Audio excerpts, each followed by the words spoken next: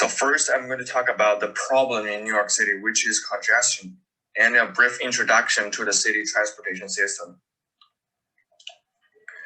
So New York City is the largest city in the United States since 1790, and the transportation system of New York City is a network of complex infrastructural systems. New York City, being the most populous city in the United States, has a transportation system which includes one of the largest subway systems in the world, and the world's first mechanically vented tunnel, and an aerial tramway.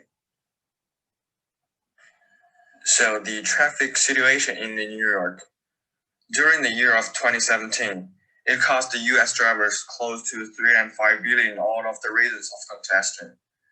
Among the cities across the United States, New York City ranks second worst in terms of traffic congestion and third most traffic congested city in the world. As a result of heavy traffic congestion, the city suffers a range of problems that includes but are not limited to air pollution. Drivers in New York spend about 13% of their time sitting in traffic congestion, with about 11% of the time attributable to traffic during the daytime. The picture on the slide is the expression around New York, which has a heavy congestion.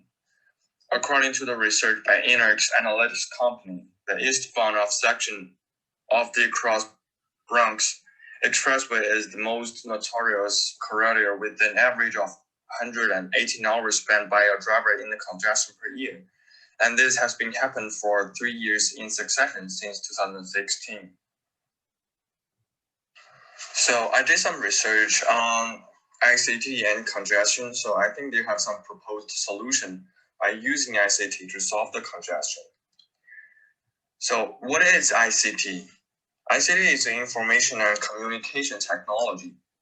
It's an extensional term for information technology that stresses the role of unified communications and integration of telecommunications and computers, as well as necessary enterprise software, middleware, storage, and audio-visual system that enable users to access, store, transmit, and manipulate information.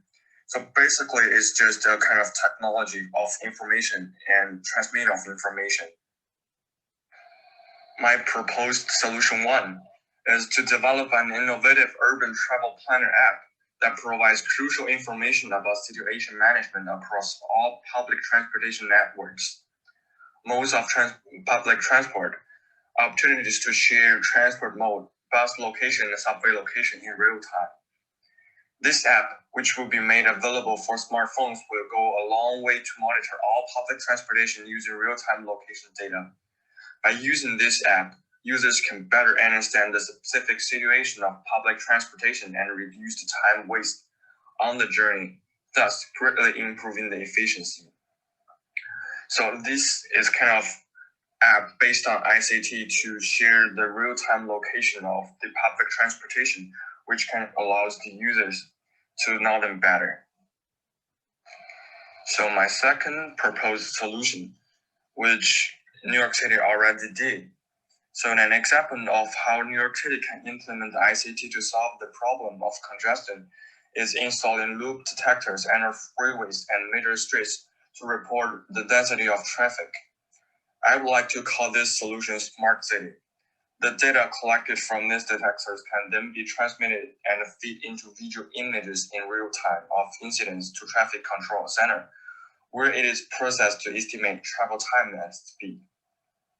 So by adding the detector or other sensors on different streets to obtain traffic data can help people know more about the traffic flow, which can reflect on their navigation apps like Google Maps.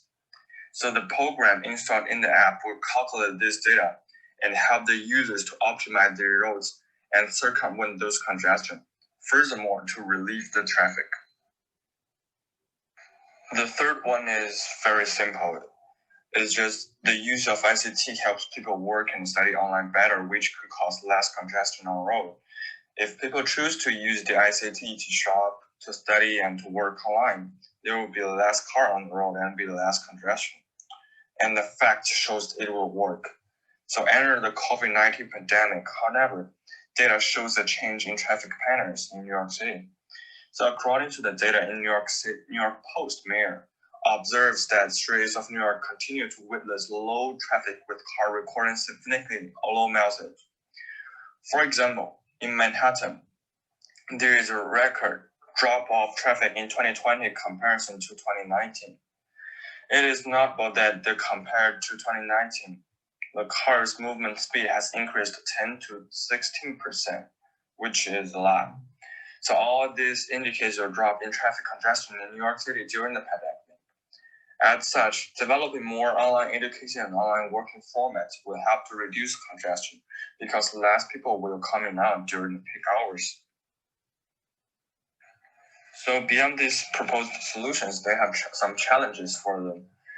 For number one, it's very difficult to increase the popularity of these smart apps. And the people of using the smart apps is not that much. And challenge for solution number two is the cost for building sensor and detector could be tremendous. The money is always the problem. The challenge for solution number three is they may have some psychological problem for the citizen. A research showed that people will feel depression with long time online working instead of face-to-face working. And I think the most effective and feasible solution under the COVID-19 pandemic is the third solution. Because it is the best time to implement a technology-based framework to help solve the problem of traffic congestion in New York City. Using ICT to work and study online could not only boost business in the city, but also lower the rate of air pollution caused by congestion. After all, COVID-19 forced the development of ICT online services. So it is a very good time to test whether these online services is stable and trustworthy.